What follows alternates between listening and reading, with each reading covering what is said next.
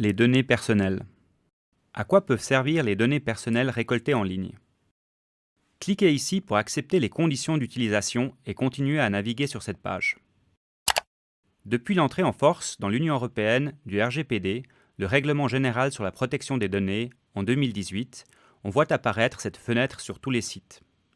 La raison de ce pop-up est le consentement explicite exigé par le RGPD pour toute collecte de données. L'un des principes de base de cette nouvelle réglementation est que l'utilisateur est maître de ces données. Il doit pouvoir accéder à ces données et avoir la possibilité de les effacer en tout temps. C'est ce qu'on appelle le droit à l'effacement. L'application de ce règlement est dite extraterritoriale, c'est-à-dire qu'il s'applique à toutes les entreprises qui traitent avec les utilisateurs résidant en Europe, et cela indépendamment du fait que cette entreprise se trouve en Europe ou non. Mais de quoi parle-t-on quand on parle de données?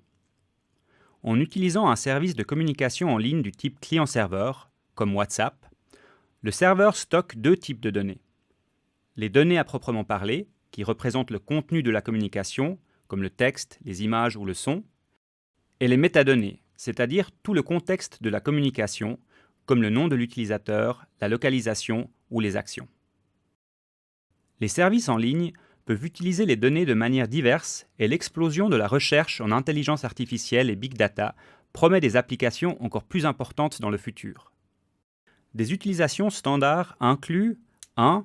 L'amélioration et la personnalisation des services existants ainsi que la création de nouveaux services pour les utilisateurs. 2. Le partage de données avec des fournisseurs de services publicitaires ou des entités externes. 3. L'ouverture de nouvelles voies de recherche. Grâce aux analyses des traces d'activité combinées au contenu, de nouveaux services ont vu le jour.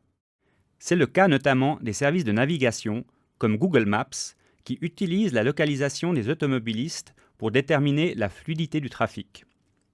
Cela signifie que la localisation de l'utilisateur n'est pas uniquement utilisée pour lui indiquer son itinéraire, mais est aussi agrégée et partagée avec les autres utilisateurs.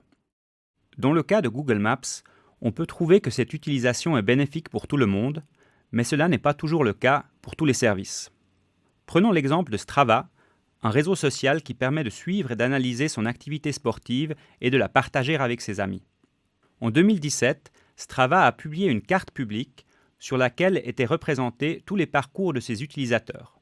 Cette carte contenait aussi les parcours de soldats qui couraient autour de leur campement, et elle a révélé, par inadvertance, la localisation de bases militaires qui étaient secrètes jusque-là. L'utilisation de données à des fins de marketing ciblées peut être illustrée par l'exemple suivant. Dans un supermarché Target de la banlieue de Minneapolis dans le Minnesota, un homme demande à voir le manager une poignée de coupons dans sa main. « Ma fille a reçu ça par la poste. Elle est encore à l'école et vous lui envoyez des coupons pour des habits de bébé. Vous essayez de l'encourager à tomber enceinte ?» Le manager s'excuse platement et rappelle le père quelques jours plus tard pour s'excuser à nouveau. Au téléphone, par contre, l'homme, un peu gêné, indique au manager qu'après une discussion avec sa fille, il s'est avéré qu'il sera effectivement grand-père prochainement. Cet exemple montre comment les informations sont collectées, d'une part pour comprendre le comportement actuel du consommateur, mais également pour influencer le comportement futur. Dans ce cas précis, la naissance est un moment ciblé où les consommateurs peuvent être sortis de leur routine et influencés pour potentiellement changer d'habitude. Pour Target, attendre l'annonce officielle de la naissance n'était pas une bonne option, car trop d'autres concurrents disposent également de cette information. Par conséquent, un programme d'analyse de données a été mis sur pied afin de pouvoir prédire une naissance dès le deuxième trimestre de grossesse en se basant sur le comportement d'achat des futurs parents. L'augmentation des données disponibles a dramatiquement élargi les domaines de recherche qui peuvent être impactés par leurs analyses, allant du marketing à la médecine et de la littérature à l'action humanitaire. Un exemple dans le domaine médical est une étude sur les épidémies de grippe entreprise par une équipe de recherche de Google. La grippe est responsable chaque année de 250 000 à 500 000 morts. La détection précoce d'une épidémie peut réduire son impact. Malheureusement, des organes de surveillance comme le Center for Disease Control and Prevention aux USA utilisent des données cliniques comme les visites chez les médecins qui ne permettent de détecter une épidémie qu'avec un retard d'1 à 2 semaines.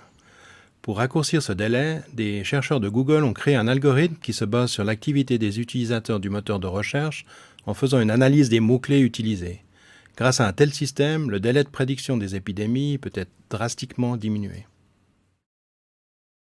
En résumé, pour pouvoir tirer profit de nouveaux services offerts par l'analyse des données, les concepteurs de logiciels doivent mettre en place des infrastructures qui permettent de tracer les activités, d'analyser les données et de produire de l'information utile pour la prise de décision. Un enjeu majeur est de pouvoir respecter la sphère privée des utilisateurs tout en offrant des services innovants qui utilisent potentiellement des données sensibles. Imaginez que l'analyse des photos en ligne puisse permettre aux assurances de vous refuser une couverture pour un cancer de la peau, car vous étiez trop souvent en vacances au soleil quand vous étiez enfant. Il va s'agir d'analyser les risques encourus par les utilisateurs et de les réduire lorsque cela est possible. Au-delà de l'utilisation des données par le fournisseur de services, mettre en place cette infrastructure de surveillance pose un risque de sécurité en cas d'accès à ces données par une personne non autorisée. En multipliant la récolte de données, on risque de multiplier les vulnérabilités du système. Parmi les principes de conception de logiciels utiles pour respecter la sphère privée, on trouve le concept de Privacy by Design, qui est imposé par le RGPD. C'est l'idée qu'un service pourrait, de par sa conception, garantir un certain niveau de respect de sphère privée aux utilisateurs. L'anonymat peut être un des moyens utilisés, le réseau local en est un autre, et l'encryption un troisième.